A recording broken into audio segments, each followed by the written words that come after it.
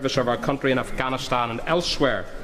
And as we know only too well from events and recent history in Northern Ireland, the debt we owe to our troops can never be repaid, and we must never forget their sacrifice. May I congratulate you, Mr. Speaker, publicly on your re-election to the office of Speaker of this House.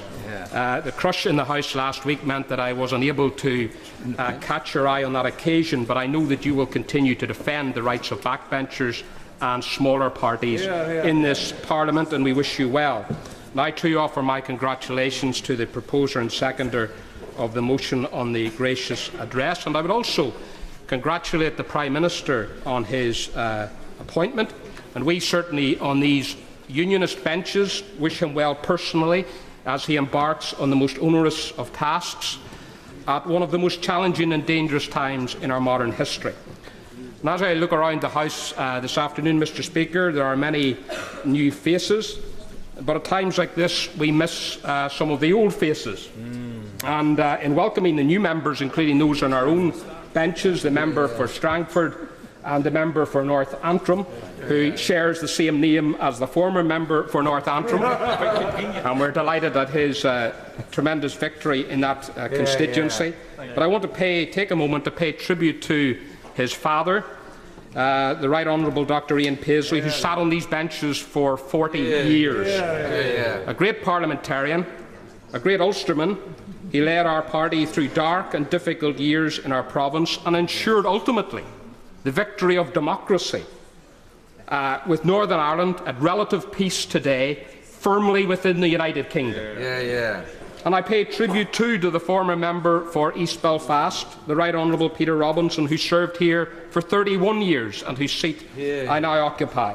As Leader and First Minister of the Northern Ireland Assembly, he continues to do vital work for Northern Ireland in securing and embedding devolution in Northern Ireland, but he will undoubtedly be missed in this place for his outstanding service to his constituents and to his country. Mr. Speaker, as we meet here today to debate the gracious speech, we do so with the almost election as our backdrop. The Conservatives almost won an outright majority. The Labour Party almost held on or almost imploded, depending on one's perspective. The Liberal Democrats almost made an electoral breakthrough. My own party almost held the balance of power at one stage. The minority parties indeed almost came to form the government with the Labour Party and the Liberal Democrats. But the product of this almost election is an altogether novel, certainly in the last 6 or 7 decades, a coalition government. And the coalition nature of the government, Mr. Speaker, places an additional responsibility upon it as it goes about the nation's work. The decision of the people wasn't clear-cut. No single party manifesto was endorsed in the way that they've been previously. The Queen's speech, like the programme for government and the original coalition agreement, is the result of negotiation and bargaining, with compromises, dilutions and sidesteps involved in drafting it. And as it brings forward its legislation, I would suggest that the government shows throughout a greater degree of sensitivity and flexibility to the proposals and criticisms from those of us on the opposition benches.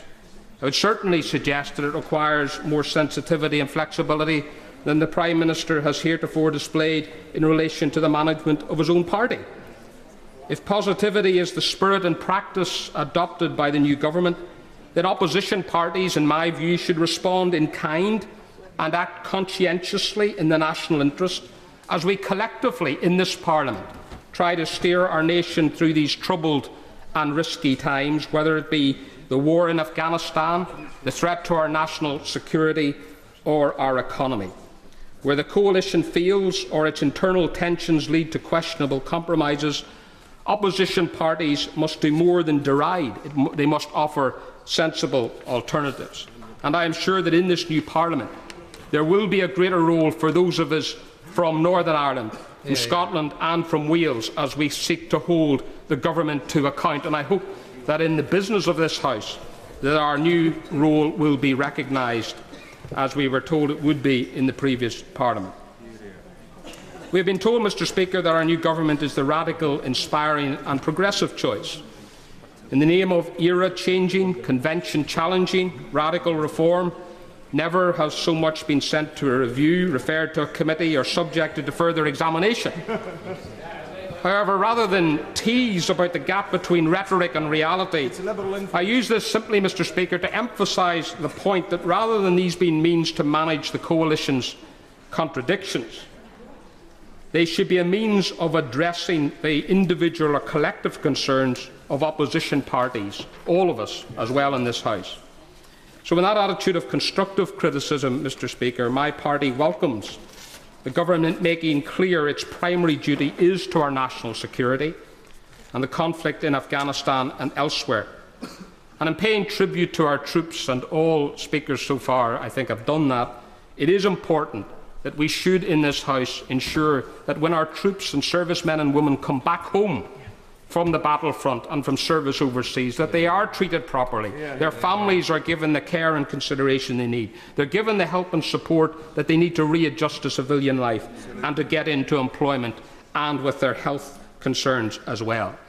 And in that regard, Mr. Speaker, the strength of the role ceded to the Treasury in the original coalition government agreement for the proposed defence review is, I think, something that is of concern to me and my colleagues on these benches. The urgent task of tackling the deficit will be the ultimate test of the government, and indeed this Parliament. My party questioned during the election the sense of reducing public expenditure of the order of £6.6 billion in this financial year, and I know that this was a share, it's already been mentioned in this debate, a concern that was shared by the Liberal Democrats until their road to Downing Street conversion. The UK economy is barely in recovery, and there is potential for further shocks, especially arising from events within the Eurozone. And some point to the troubles of the Greek economy and other nations within the Eurozone as portents of impending doom.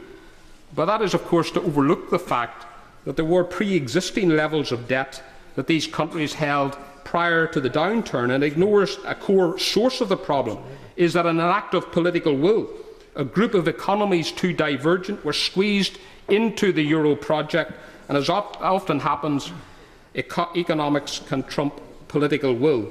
The UK has wisely, and I'm glad that in the programme for government and the coalition government's agreement, it has made it clear that there is no question of the United Kingdom entering the euro.